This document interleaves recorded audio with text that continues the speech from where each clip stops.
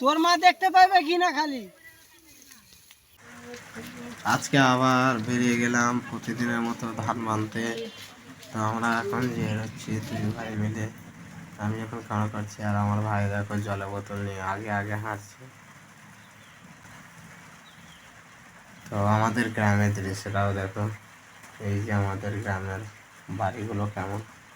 আর আমি এখানে ক্যামেরা করছি, আমার ভাই আমার পিছিয়ে আসছে আমি ওর আগে আগে ক্যামেরা করতে করতে যাচ্ছি।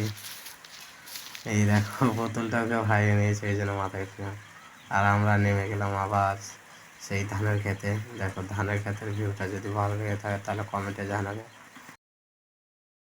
তো এই যে আমার ভাই বাই বাই করলো, আর ওই যে সামনে দেখো 3-4 জন মিলে ধান কাটছে।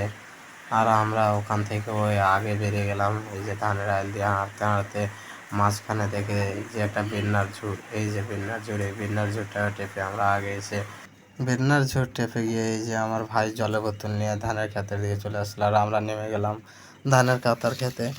তো এই যে আমাদের পাইটগুলো সব ধান বানছে, আর এই যে আমার পিসা বাবু এখন ধানের মুঠা বানছে। দেখো এই যে ধানের মুঠাটা কীভাবে ঘোরাচ্ছে, দেখো এই মতো করে তোমরাও ঘোরাবে। ঠিক বসে বসে তো ধানের বানতে শিখে নেবে। তো এই যে ভরে দিল, এই মতো করে ভরে আবার টান দিবে, এই টান দিলেই টাইট হয়ে যাবে, বাস রেখে দিল। আর এইদিকে করে আমার ভাই খাড়া হয়ে বাঁধছে, দেখো খাড়া হয়ে সে কীভাবে বাঁধছে। এরপর এই যে এর পরের বার দেখবে ও আর একটা বাঁধবে। আমার ভাই বসে ধান বাঁধতে পারে না, তার জন্য সে খাড়া হয়ে ধান বাঁধে। কেন বসে, ওর নাকি পায়ে হাতে ব্যথা হয়ে যায় বসে বসে বাঁধতে গেলে, তার জন্য সে খাড়া হয়েই ধান বাঁধে।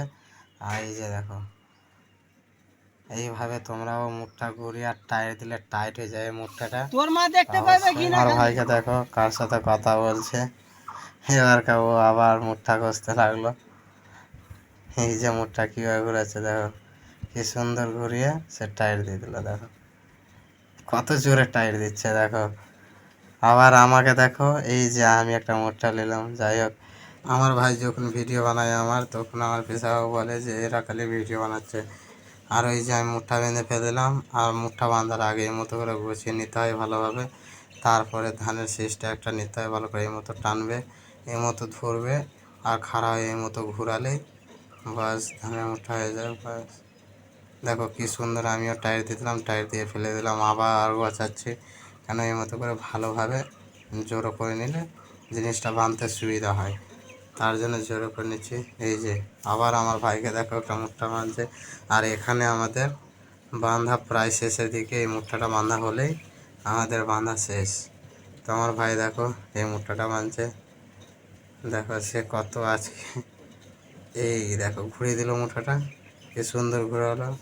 আর এর মতো ঘুরে তোমরাও টাইট দিলে টাইট হবে অবশ্যই। আর দেখো আমাদের বাঁধা এখানে শেষ।